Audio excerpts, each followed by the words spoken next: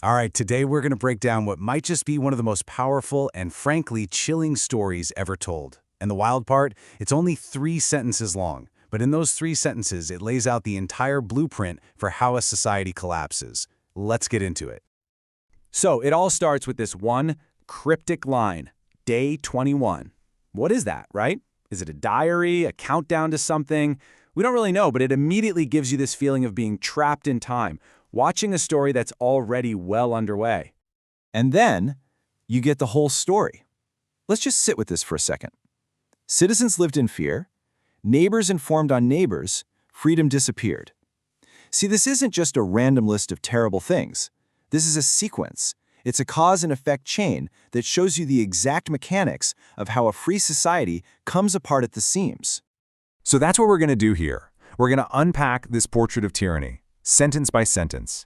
Think of each one as a ripple in a pond, where one terrible thing inevitably and naturally leads to the next. Okay, let's start with the foundation of it all. The first, and maybe the most important ripple, the architecture of fear itself. The story begins here, and it has to, right? Because before you can change the laws, before you can build any walls, you have to capture people's minds. And fear is always the key. But what does that really actually mean? We're not talking about the kind of fear you get from a jump scare in a movie. To live in fear, that changes everything about your day-to-day existence. So how does that really work? Well, it starts with this constant suspicion. You start doubting everyone, everything around you. And that leads to something really insidious, the loss of private thought. You begin to self-censor, not just what you say, but what you even allow yourself to think, because you're terrified that somehow your thoughts aren't safe. And the end result of all that? Forced conformity. It just becomes so much easier and a whole lot safer to just blend in, nod along, and keep your head down. And this feeling, this internal state of fear, it never just stays in your head. It inevitably spills out, poisoning the entire community. Which brings us to the second ripple, the moment your neighbors become spies. This sentence, this is the gut punch. This is the moment where the social contract isn't just broken, it is completely shattered. The people you were supposed to trust the most, the ones who live right next door, they become the very agents of your oppression.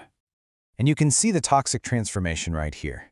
A real community, a healthy one, is built on a bedrock of trust. It fosters support, it provides safety.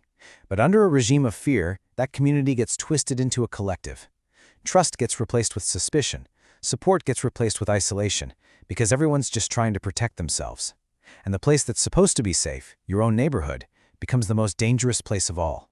So when fear is the air you breathe and trust is completely gone, that final stage, it's not a possibility anymore. It becomes an inevitability. This is the great disappearance, the final ripple. You got to pay attention to the wording here. It is so deliberate. It doesn't say freedom was taken away or freedom was lost in a fight. No, it says it disappeared. Like smoke, it just vanished. Why? Because the 2 pillars that hold it up, individual courage and social trust, they had already been eroded to nothing. So what goes first?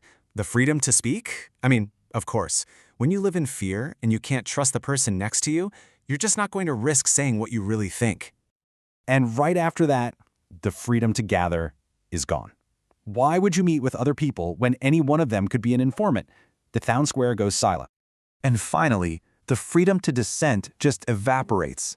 If you can't speak your mind and you can't get together with others, organized opposition is literally impossible. Tyranny wins its final victory, not with a loud bang, but in the silent, empty space where freedom used to be. So, why does this little 3-sentence story still echo so powerfully today? Well, because it's not just a history lesson. It's a timeless and, frankly, a terrifying warning. If we just take the lessons from our source text, we end up with this incredibly clear definition. Tyranny isn't just one person. It's a system that uses fear as a weapon to intentionally shatter social trust, all for one reason, to make freedom itself simply disappear. And that leaves us with one last really important question to think about. If fear and suspicion are the tools used to tear a society apart, what holds a free one together? The source text doesn't give us the answer, but it does a brilliant job of showing us exactly what we stand to lose. Something to chew on.